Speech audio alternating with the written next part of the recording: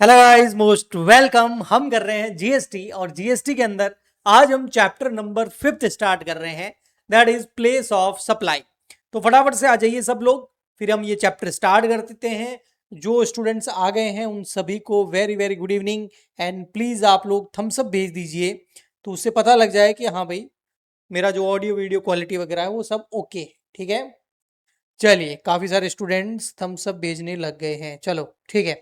सो chapter number जो 5 है, place of supply. तो इसमें सबसे पहले हम ये देखते हैं कि ये प्लेस ऑफ सप्लाई होता क्या है। प्लेस ऑफ सप्लाई मतलब जिस जगह गुड्स या सर्विस एक तरीके से कंज्यूम किया जाएगा। तो सप्लाई का स्थान वो माना जाएगा जहां पर उस गुड्स का कंजम्पशन हो। नॉर्मली उसी को हम प्लेस ऑफ सप्लाई माना जाएगा, वो बोलेंगे। देखिए यहां पर इंट्रोडक्शन के अंदर भी आप देख सकते हैं मीनिंग। प्लेस ऑफ सप्लाई का मीन्स क्या है? द प्लेस वेयर गुड्स, वो स्थान वो जगह जहां पर गुड्स या service are actually consumed. Okay, तो जहां पर गुड्स और सर्विस को कंज्यूम किया जाता है वो नॉर्मली प्लेस ऑफ सप्लाई माना जाता है। इसके कुछ एक्सेप्शंस, कुछ रूल्स भी आगे आएंगे, वो हम पढ़ेंगे। बट मोटा मोटी ये है कि कोई भी स्थान जो है उसको प्लेस ऑफ सप्लाई कब बोलेंगे? उस स्थान को बोलेंगे, उस जगह को प्लेस ऑफ सप्लाई बोलेंगे। भी यहां सप्लाई हुई है कहां? जहां पर उस गुड्स का या उस सर्विस का कंजम्पशन किया जाएगा। सो जीएसटी इज, जीएसटी के अंदर सर प्लेस ऑफ सप्लाई का क्या रोल है? तो सो GST is a destination based tax system. ये डेस्टिनेशन बेस्ड टैक्स सिस्टम है। किसी स्थान पे जब किसी गुड्स की सप्लाई की जाएगी तो वहां पर जो टैक्सेबल पॉइंट होगा वो, उसमें सबसे इंपॉर्टेंट हमारा प्लेस ऑफ सप्लाई होगा। और प्लेस ऑफ सप्लाई क्या होगा? जहां पर गुड्स या सर्विस को कंज्यूम किया जाएगा। सो ये टैक्स लगाने के लिए बहुत जरूरी है कि प्लेस ऑफ सप्लाई हमें पता हो। इसलिए so GST is a destination based tax system. Tax is collected where consumption happen. इसलिए जहां पर कंजम्पशन होगा वहां पर टैक्स हम कलेक्ट करेंगे, ना कि प्रोडक्शन पर। ओके, जीएसटी प्रोडक्शन पे नहीं लगता है, जीएसटी लगता है जहां पर प्लेस ऑफ सप्लाई होगा। Okay, why place of supply is important? Place of supply important क्यों है? तो दो जगह, दो पॉइंट से इंपॉर्टेंट आपको ये समझ में आएगा कि ये चैप्टर है क्या, ये प्लेस ऑफ सप्लाई हम क्यों पढ़ रहे हैं, इसका जीएसटी के अंदर क्या रोल आएगा, टैक्स लगाने में हमारा प्लेस ऑफ सप्लाई का क्या रोल होगा। आइए समझते हैं। देखो, why place of supply is important? Because is determine, इससे हमको दो चीजें पता चलती है। First, type of tax. कौन से टाइप का टैक्स लगेगा? सीजीएसटी या एसजीएसटी लगेगा या आईजीएसटी लगेगा? ये डिपेंड करता है प्लेस ऑफ सप्लाई पर। देखिए यहां पर अगर सेम स्टेट है तो सीजीएसटी और एसजीएसटी लगेगा। यानी कि जैसे गुजरात के अंदर ही एक सिटी से दूसरी सिटी में या सेम सिटी में गुड्स को बेचा या सर्विस को दिया जा रहा है, तो उस केस के अंदर सप्लाई भी उसी स्टेट में होगी, कंजम्पशन भी उसी स्टेट में होगा। और कंजम्पशन उसी स्टेट में होगा तो सप्लाई भी उसी स्टेट में मानी जाएगी। और इसके अंदर फिर हम सेम स्टेट होने की वजह से सीजीएसटी और एसजीएसटी लगाएंगे, जिसमें से सेंट्रल गवर्नमेंट और स्टेट गवर्नमेंट को टैक्स पे किया जाएगा। ओके, बट अगर डिफरेंट स्टेट है, अब देखना, गुड्स बेचा जा रहा है गुजरात से महाराष्ट्र, तो इस केस के अंदर जो सप्लाई है वो कहां मानी जाएगी? तो गुड्स को कंज्यूम कहां किया जा रहा है, परचेजर कहां बैठा है जो उस गुड्स को कंज्यूम करेगा? महाराष्ट्र के अंदर। तो यहां पर प्लेस ऑफ सप्लाई क्या होगा? महाराष्ट्र होगा। और प्लेस ऑफ सप्लाई महाराष्ट्र होगा, गुजरात नहीं होगा, है ना? तो उस केस, क्योंकि कंज्यूमर कंजम्पशन उस गुड्स या सर्विस का महाराष्ट्र में किया जाएगा, जिस वजह से प्लेस ऑफ सप्लाई महाराष्ट्र मानने की वजह से वहां आईजीएसटी लग जाएगा। क्यों? क्योंकि डिफरेंट स्टेट होता है तो हम आईजीएसटी लगाते हैं और इसको सेंट्रल गवर्नमेंट जो है वसूल करता है। ओके जी। सो टाइप ऑफ टैक्स का पता करने के लिए ये बहुत इंपॉर्टेंट है कि वहां पर प्लेस ऑफ सप्लाई क्या है, और उसके लिए हमको क्या देखना पड़ेगा? उस गुड्स या सर्विस का कंजम्पशन कहां हो रहा है। ठीक है, नेक्स्ट हमारा आता है विच गवर्नमेंट गेट रेवेन्यू। अगर प्लेस ऑफ सप्लाई महाराष्ट्र में है, जैसे कि मैंने आपको एग्जांपल दिया, तो उस केस के अंदर Maharashtra government get SGST। Okay, अगर place of supply inter state है ना, महाराष्ट्र यहाँ पर इस तरीके से एग्जांपल दिया कि महाराष्ट्र के अंदर ही परचेजर है और सेलर है और कंजम्पशन भी महाराष्ट्र में ही हो रहा है, तो प्लेस ऑफ सप्लाई महाराष्ट्र माना जाएगा। तो महाराष्ट्र गवर्नमेंट जो है SGST कलेक्ट करेगी और सेंट्रल गवर्नमेंट को CGST भी जाएगा।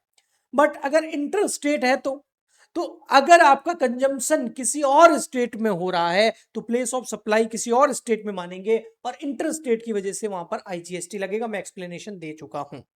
ओके जी, जैसे यहां पर एग्जांपल भी दिया हुआ है। ए जो है वो दिल्ली में गुड सेल कर रहा है बी को। ए कहां बैठा है? दिल्ली के अंदर बैठा है और गुड सेल कर रहा है किसको? मुंबई में। तो दिल्ली से मुंबई गुड सेल किया जा रहा है बी को, तो बी कंज्यूम करेगा क्योंकि वो परचेजर है और परचेजर क्या सेम स्टेट में नहीं, अदर स्टेट में है। तो प्लेस ऑफ सप्लाई कहां माना जाएगा? मुंबई में। तो ये डिफरेंट स्टेट हो गया, तो यहां पर IGST लगेगा। Place of supply Mumbai. अगर सेम स्टेट होता तो दिल्ली में ही माना जाता और उसमें फिर CGST और SGST लगता। ओके जी, ठीक।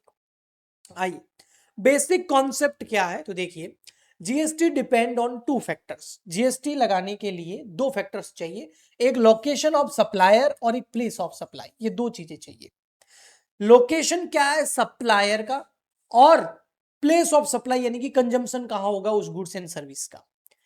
तो गुड्स एंड सर्विस का सप्लायर का लोकेशन एंड जो कंजम्पशन है वो कहां होगा उस गुड्स एंड सर्विस का, यानी कि प्लेस ऑफ सप्लाई। 2 चीजें अगर हमको मिल जाए तो हम GST आराम से लगा सकते हैं। हमें पता चल जाएगा CGST लगना है या SGST लगना है। हमारा डिसीजन बहुत आसान हो जाएगा कि IGST लगना है, कौन सा टैक्स लगना है। ओके जी, ठीक। सो अब हम आते हैं place of supply of goods के ऊपर, फिर हम सर्विस के ऊपर आएंगे।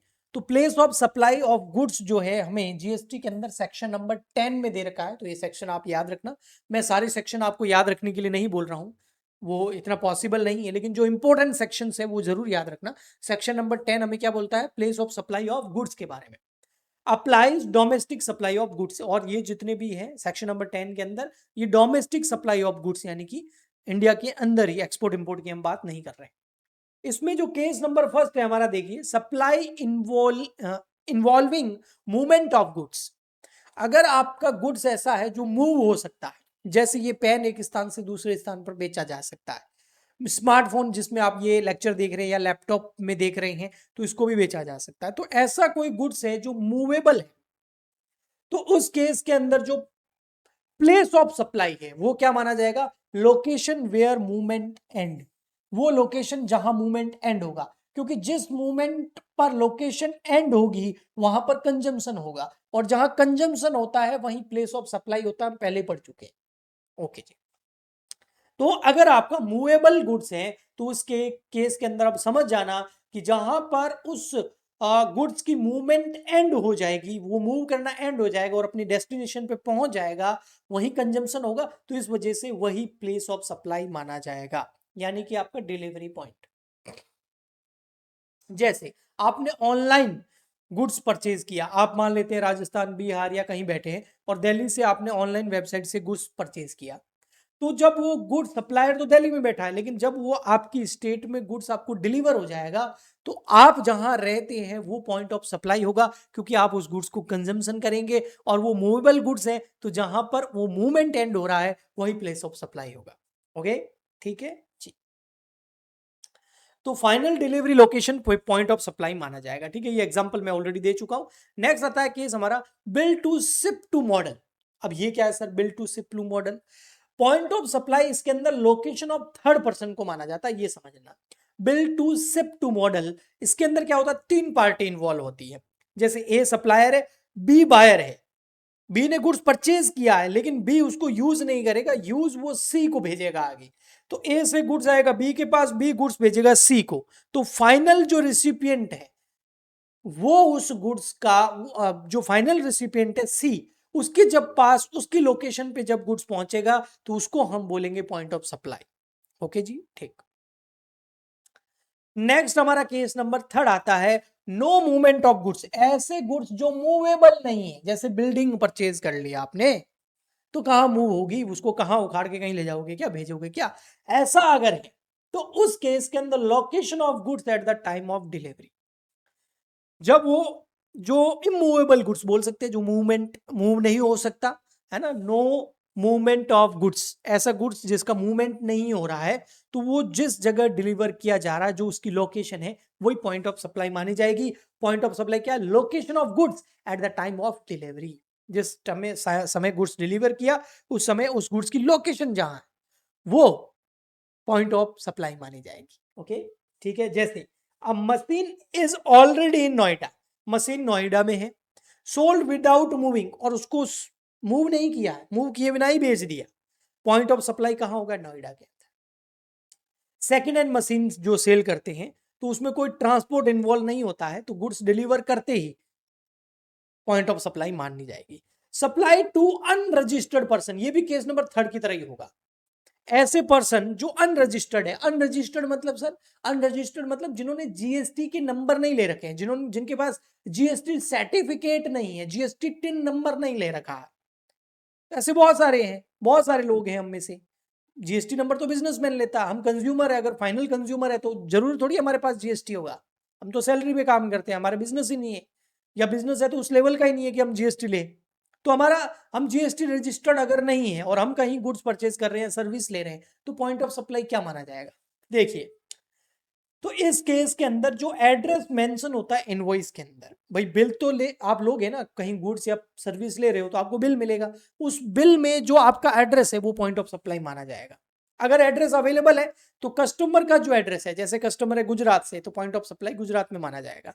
एड्रेस अगर अवेलेबल नहीं है तो फिर सप्लायर का लोकेशन, ये ध्यान रख लेना भैया। जैसे मेरी ऐप में किसी स्टूडेंट ने गुड्स परचेज किया, सॉरी गुड्स तो कहां से, कोर्स परचेज किया, यानी कि सर्विस परचेज करी। अब वो जो सर्विस परचेज करी है, कोर्स परचेज करा है, उस स्टूडेंट ने अपनी लोकेशन डाल दी है, मान लेते हैं यूपी की, तो पॉइंट ऑफ सप्लाई क्या माना जाएगा? यूपी, उसने जो एड्रेस डाला है। बट अगर किसी स्टूडेंट ने एड्रेस डाला ही नहीं है, ऐसे गुड्स परचेज कर लिया, उसका एड्रेस ही नहीं है हमारे पास में, तो जिस जगह मैं हूं, जहां ये मेरा ऑफिस है, वो स्थान, वो state he point of supply माना जाएगा। सप्लायर की जो लोकेशन है उसको पॉइंट ऑफ सप्लाई माना जाएगा, अगर एड्रेस अवेलेबल नहीं हो। ये किस केस में? अनरजिस्टर्ड जो पर्सन होते हैं उनके केस में होता है। ओके जी, ठीक है। नेक्स्ट केस नंबर 5 है इंस्टॉलेशन एंड असेंबली। अगर कहीं पर किसी गुड्स की इंस्टॉलेशन या असेंबल हो रहा है तो उस केस के अंदर पॉइंट ऑफ सप्लाई क्या होगा? प्लेस ऑफ सप्लाई क्या होगा? Place where goods are install, वो जगह जहां गुड्स इंस्टॉल किया जाएगा उसको हम प्लेस ऑफ सप्लाई मानेंगे, उस वहीं पर कंजम्पशन माना जाएगा। मशीन इंस्टॉल इन पुणे, तो पुणे प्लेस ऑफ सप्लाई हो जाएगा। ओके जी, ठीक। नेक्स्ट केस है गुड्स ऑन बोर्ड, यानी कि गुड्स जो है वो ट्रेन में, एयरक्राफ्ट में, पोर्ट में, ठीक है। तो पॉइंट ऑफ सप्लाई शिप में है, तो पॉइंट ऑफ सप्लाई क्या होगा? Location where goods loaded. ये देखो ध्यान रखना, अगर गुड्स जो है वो ऑन बोर्ड है, ट्रेन में, एयरक्राफ्ट में, शिप में ऑन बोर्ड है, तो उस केस के अंदर location where goods are loaded, जहां गुड्स को लोड किया जाएगा वो लोकेशन प्लेस ऑफ सप्लाई मानी जाएगी, या कंजम्पशन वाला मामला नहीं आएगा। Goods loaded in Delhi, sold in Jaipur train, ठीक है। गुड्स लोड किया दिल्ली के अंदर और बेचा जयपुर के अंदर ट्रेन में, तो इस केस के अंदर पॉइंट ऑफ सप्लाई दिल्ली माना जाएगा। ओके जी, ये तो हो गई आपकी गुड्स की प्लेस ऑफ सप्लाई। अब हमारा सेक्शन नंबर कौन सा था? 10th, गुड्स के केस में। अब हमारा था services, place of supply, POS of services, section number 12। ध्यान से समझना, प्लेस ऑफ सप्लाई सर्विसेज की केस में मानी जाएगी जहां पर सप्लायर और रिसिपिएंट बोथ इन इंडिया होगा। तो क्या होगा? इंडिया की बात चल रही है, सप्लायर भी इंडिया में, रिसिपिएंट भी इंडिया में है, तो इस केस के अंदर जो जनरल रूल है वो है B2B बिजनेस है, यानी कि जो सप्लायर जो सर्विस दे रहा है वो भी बिजनेस है, जो रिसिपिएंट जो सप्लाई सर्विस ले रहा है वो भी बिजनेस है। दोनों बिजनेस, B2B मतलब बिजनेस टू बिजनेस, यानी कि दोनों रजिस्टर्ड है अंडर जीएसटी, दोनों के पास जीएसटी सर्टिफिकेट है। तो इस केस के अंदर लोकेशन ऑफ रिसिपिएंट को प्लेस ऑफ सप्लाई माना जाएगा, जिस जगह पर रिसिपिएंट सर्विस ले रहा है। ओके, बट B2C है, अनरजिस्टर्ड है, इस केस के अंदर अगर एड्रेस अवेलेबल है तो कस्टमर लोकेशन, एड्रेस अवेलेबल नहीं है तो सप्लायर लोकेशन। ऊपर हम गुड्स के केस में भी देख चुके हैं अनरजिस्टर्ड के मामले में। ओके जी, नेक्स्ट आता है हमारे स्पेशल रूल्स, और इसमें है हमारा इमूवेबल प्रॉपर्टी सर्विसेज। इसके अंदर जो हमारा प्लेस ऑफ सप्लाई होगा वो क्या होगा, लोकेशन ऑफ प्रॉपर्टी। जो प्रॉपर्टी की लोकेशन है वही प्लेस ऑफ सप्लाई माना जाएगा। इंक्लूड जैसे आर्किटेक्ट्स हो गए, इंटीरियर डिजाइनर्स हो गए, होटल्स हो गई, मैरिज हॉल्स हो गए। तो इस केस के अंदर अगर प्रॉपर्टी से है ना, देखो लोग सर्विस कहाँ से दी जा रही है, इमूवेबल प्रॉपर्टी से सर्विस दी जा रही है ना। आर्किटेक्चर का जो ऑफिस है, इंटीरियर डिजाइनर का ऑफिस है, होटल्स है जो है ना, जहाँ ये काम कर रहे हैं लोग, मैरिज हॉल है, तो वहां पर ही जो प्रॉपर्टी की जो लोकेशन है वो ही आपका प्लेस ऑफ सप्लाई मानी जाएगी। ठीक है, नेक्स्ट है आपका रेस्टोरेंट एंड पर्सनल सर्विसेज। इसके अंदर जो आपका प्लेस ऑफ सप्लाई होगा वो वहां होगा जहां सर्विस परफॉर्म की जाएगी। अब रेस्टोरेंट के अंदर ही परफॉर्म की जाएगी तो प्लेस ऑफ सप्लाई वही होगा। पर्सनल सर्विसेज जैसे हेयर कट करा रहे हो आप सैलून के अंदर, तो सैलून में ही लोकेशन मानी जाएगी आपकी प्लेस ऑफ सप्लाई की। रेस्टोरेंट जो है वो जहां आप डाइनिंग लोकेशन है आपकी, तो वही आपका प्लेस ऑफ सप्लाई माना जाएगा। जैसे ट्रेनिंग सर्विसेज है अगर तो उस केस के अंदर रजिस्टर्ड है तो रिसिपिएंट लोकेशन याद रखना प्लेस ऑफ सप्लाई मानी जाएगी। अनरजिस्टर्ड है तो प्लेस ऑफ ट्रेनिंग यानी कि सप्लायर। ओके, इवेंट सर्विसेज है तो जहां इवेंट रखा जाएगा वो आपका प्लेस ऑफ सप्लाई माना जाएगा। ट्रांसपोर्ट ऑफ गुड्स है तो रजिस्टर्ड को कर रहे हो अगर आप transport of goods, that recipient location मानी जाएगी। अनरजिस्टर्ड है तो place of handing goods. Passenger transport है, अब ट्रांसपोर्ट में आप समझ गए ना, ट्रांसपोर्ट मतलब एक तो है भाई ट्रक व्रक में माल ले जा रहे हैं, ओके ये काम है, और एक है आपका पैसेंजर को ले जा रहे हैं। तो इसमें प्लेस ऑफ सप्लाई क्या है, जैसे आप बस में बैठ गए तो प्लेस ऑफ सप्लाई क्या मानी जाएगी, प्लेस वेयर जर्नी स्टार्ट, जहां आप बैठे हो। आप जयपुर से जा रहे हो दिल्ली, तो जयपुर में बैठे ना आप बस में, बस जयपुर को ही माना जाएगा प्लेस ऑफ सप्लाई। ओके जी, ठीक है, जैसे दिल्ली से मुंबई जा रहे हो फ्लाइट में, तो प्लेस ऑफ सप्लाई क्या होगा, दिल्ली माना जाएगा। ओके ठीक। सर्विस ऑन बोर्ड, इस केस के अंदर फर्स्ट डिपार्चर पॉइंट को ही प्लेस ऑफ सप्लाई माना जाएगा। टेलीकॉम सर्विसेज है, पोस्टपेड है तो बिलिंग एड्रेस को प्लेस ऑफ सप्लाई माना जाएगा। प्रीपेड है, सेलिंग लोकेशन को प्लेस ऑफ सप्लाई माना जाएगा। इंटरनेट है तो कस्टमर लोकेशन को प्लेस ऑफ सप्लाई माना जाएगा। बैंकिंग सर्विस याद रखना, बैंकिंग सर्विस के अंदर जो कस्टमर ने लोकेशन दे रखी है बैंक रिकॉर्ड्स के अंदर, वही प्लेस ऑफ सप्लाई माना जाएगा। ओके, जैसे आपका अकाउंट है जयपुर की किसी ब्रांच के अंदर, तो प्लेस ऑफ सप्लाई जयपुर ही माना जाएगा। इंश्योरेंस सर्विसेज है तो रजिस्टर्ड है तो रिसिपिएंट की लोकेशन को प्लेस ऑफ सप्लाई माना जाएगा। अनरजिस्टर्ड है तो फिर जो एड्रेस होगा इंश्योरेंस सर्विसेज का वही प्लेस ऑफ सप्लाई माना जाएगा। समरी बताऊं, मूवमेंट हो सकता है अगर आपका गुड्स, तो delivery place he place of supply माना जाएगा। नो मूवमेंट है तो गुड्स का लोकेशन प्लेस ऑफ सप्लाई माना जाता है। इंस्टॉलेशन के केस में इंस्टॉलेशन प्लेस जो है प्लेस ऑफ सप्लाई माना जाता है।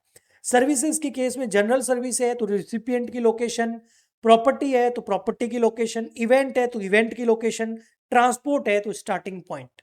बस ये आपका कंक्लूजन है, अगर इसको ध्यान रखोगे तो आपको प्लेस ऑफ सप्लाई मिल जाएगा। और प्लेस ऑफ सप्लाई अगर डिसाइड हो जाता है तो वहां पर फिर हम पता लगा सकते हैं कि भैया SGST या CSGST लगता है या IGST लगेगा। ओके जी, तो आई होप आपको अच्छे से सारे रूल्स एंड रेगुलेशन समझ में आ गए होंगे। ठीक है जी, ओके चलिए, ये चैप्टर हमारा होता है यहीं पर एंड, पूरा कॉन्सेप्ट मैंने आपको समझा दिया है। मिलते हैं नेक्स्ट लेक्चर में, आज के लिए इतना ही, तब तक के लिए गुड बाय, थैंक यू।